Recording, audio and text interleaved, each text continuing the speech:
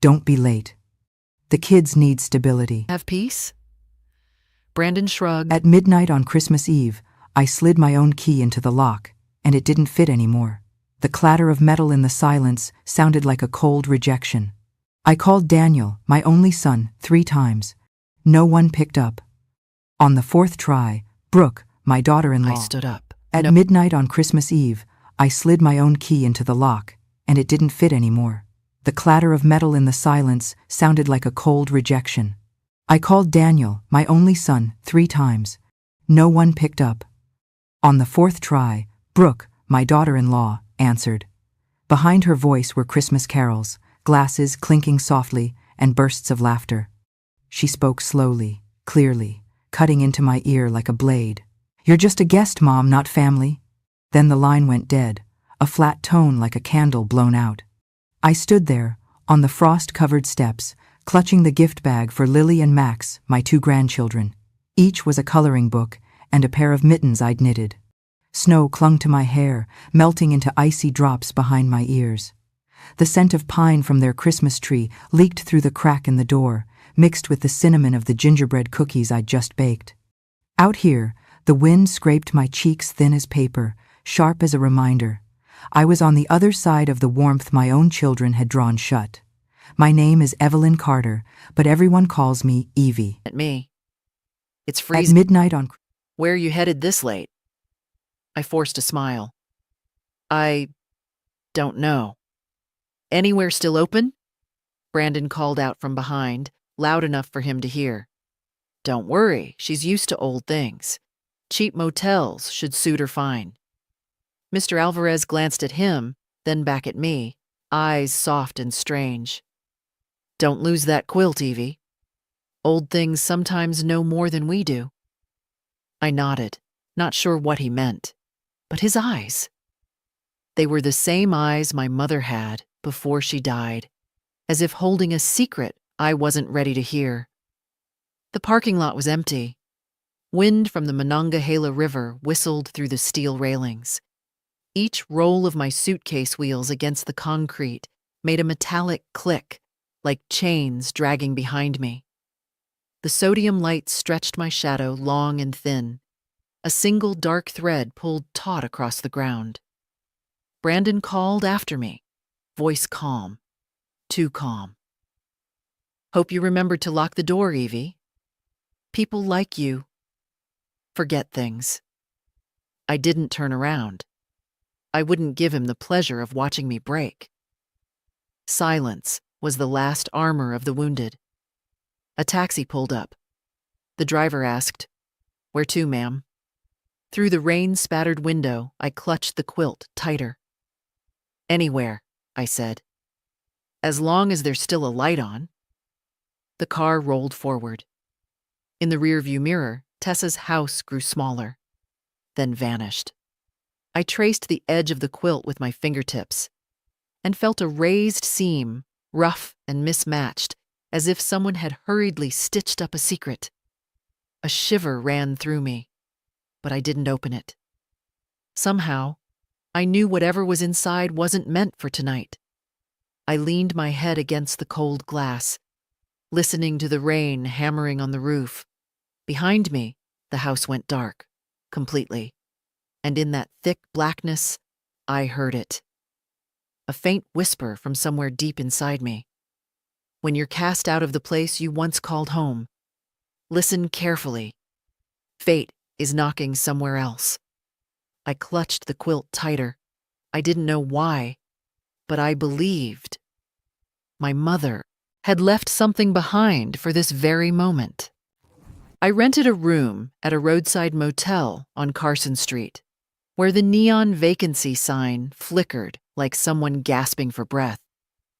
The door paint peeled, the latch was loose, and the air smelled of mildew mixed with stale cigarettes trapped in the curtains. There was a dark stain on the wall, unclear whether smoke or a handprint. I set my suitcase down. The thud echoed dry and hollow, like the sound of a heart hitting the floor. I sat on the edge of the bed, fingers stiff from the cold. I turned on my phone. The screen was blank. No messages, no missed calls. I typed a short text to my daughter. I'm fine. Don't worry about me. Then I waited, like a guard posted at the gate of a tiny miracle. The first minute was hope. The 10th was emptiness. An hour later, the screen glowed only to warn of a low battery. That was when I understood. Silence can be louder than any words. 2 days later, I sent another message. Tessa, I've found a temporary place to stay. Are you doing okay? Then another, shorter one. I miss you. No reply. Only those cold little words. Seen. Each time I saw them, my chest tightened as if someone dunked my heart in ice water. I remembered the first time Tessa had a high fever as a child. I sat beside her bed until dawn. Back then, she had whispered, "Mom, don't let me sleep alone." Now it was she who left me to sleep alone, with only the hum of the air conditioner in a room full of ghosts. I kept asking myself what I had done Sounded wrong. like a cold rejection. I wasn't I called Daniel, my only son, but I 3 gave her. times. No one picked up. On the 4th try, Brooke, my daughter-in-law, answered. Behind her voice were Christmas carols, glasses clinking softly, and bursts of laughter. She spoke slowly, clearly, cutting into my ear like a blade. "You're just a guest, Mom, not family." Then the line went dead, a flat tone like a candle blown out. I stood there, on the frost-covered steps, clutching the gift bag for Lily and Max, my 2 grandchildren. Each was a coloring book and a pair of mittens I'd knitted. Snow clung to my hair, melting into icy drops behind my ears. The scent of pine from their Christmas tree leaked through the crack in the door, mixed with the cinnamon of the gingerbread cookies I'd just baked. Out here, the wind scraped my cheeks thin as paper, sharp as a reminder. I was on the other side of the warmth my own children had drawn shut. My name is Evelyn Carter, but everyone calls me Evie. All my life, I've fixed what's cracked, chipped, or broken, from drawer handles to coffee table corners. I could also fix the tiny fractures in a family. Tonight I learned there are breaks people create on purpose, just to push you off the edge. The candy cane-shaped porch light blinked a long, tired pulse, as if exhaling. Inside, I heard Lily's unmistakable voice. "Daddy, where's Grandma?" Then silence. Someone must have turned the music down. I tried the lock once more, knowing it had been changed. My thumb had gone numb. My thin, aging skin touching the metal felt like a sting. I set the gingerbread box down next to the Joy doormat. Brooke always liked big red letters, neat and bold. I looked at it and felt the irony. 3 letters, and not one meant for me. "Evie, don't complicate things," Brooke used to say, when I told the kids, to say please and thank you. Back then, Daniel stood in the kitchen among the wine glasses I washed for them, just nodding as if it were trivial. I lost my husband 2 years ago. To fill the emptiness, I'd moved into the small room off their garage, paid for groceries, cooked dinners, sometimes fixed a loose cabinet handle or painted a frayed shelf. I told myself it was just for the winter, just until the grief passed. But this afternoon, Brooke had texted, "Don't be late." The kids need stability. I hugged the gift bag, stopped at church, listened to people singing Silent Night, and believed I still had a place in that hymn. How foolish. The phone trembled in my hand.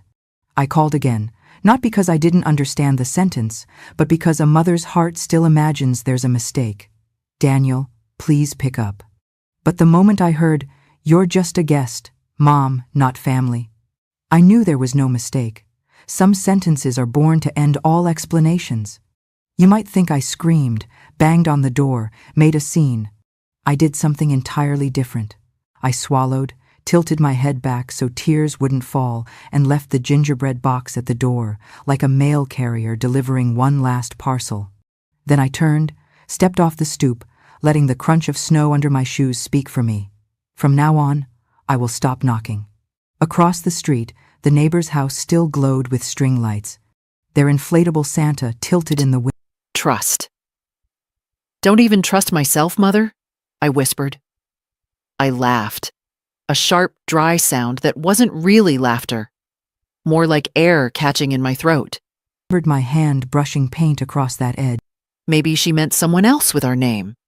Or maybe she was afraid I'd become one of them. That night, I couldn't sleep. The key lay on the nightstand, glowing faintly under the motel light. Outside, rain began tapping against the window. Each drop is heavy, like fingernails on glass. Every flash of lightning revealed the veins on my hands, the rough green lines running like rivers of age. I stared at them, realizing how much they resembled hers. Veined, firm, still grasping at something unseen. By the fourth night, I texted Tessa again. "I miss you. I'm okay. Please don't be angry anymore." Then I waited until the battery died and the screen went black. I stared at No them, answer. Realizing how Only much the they sound of resembled rain. hers. The only thing still Veined, talking to firm, me. Still After a grasping while, at something. I thought I heard something else. A faint tapping, softer than rain, coming from inside the wall. I turned, but there was only darkness. The quilt is slipping off the bed. Until the battery died, the key and the hit the screen floor went black. with a sharp I stared metallic at no click, answer. realizing how As I much the bent sound down to resembled pick it up, hers. the The only flash thing of vague- memory burned behind my eyes. A Grasping at while, something. my I thought I mother, heard something else. Leaning over her old faint sewing tapping, machine, softer than stitching the rain, final coming thread from into inside this the wall. very quilt. I turned. The smell of fabric, but there was Sweat only darkness and tenderness. The quilt Now, is slipping her off the hands bed were until the gone. battery died. The key And the hit the screen floor remained. with a sharp I stared stared at at no no answer, answer. realizing whispering secrets older than blood. The next morning, I took the key to the front desk. Feeling, and stay with me. Might because open? what I do next, you won't believe. I walked until the small flame inside my chest turned into just enough warmth to keep my legs from freezing. The neon sign outside, Maple Inn vacancy, flickered, the last letter N half dead, washing the snow in a pale pink. Whipped hard, At the- tangling my hair and biting through my thin coat. As I walked, only one sentence echoed in my mind. Don't trust anyone named Rowan. The bank manager, an older man, studied the key. Sliding a plastic pen on a coiled wire toward me, along with a faded registration card. I signed Evelyn Carter in shaky strokes, the sound of the pen scraping dry paper like someone striking a match inside my chest. Room 12 sat at the end of the corridor, its cream paint peeling at the corners like the lid of an old tin box. The heater clicked 3 times, then died, leaving cold air pressing straight into my knees. I turned on the radio on the nightstand. A choir's Silent Night drifted through static, the alto line cutting out mid. All is calm, as if even the song knew tonight wasn't calm at all. Most sounded like words. You don't know everything yet. I closed the vault. I wasn't sure if I was trembling from the cold, or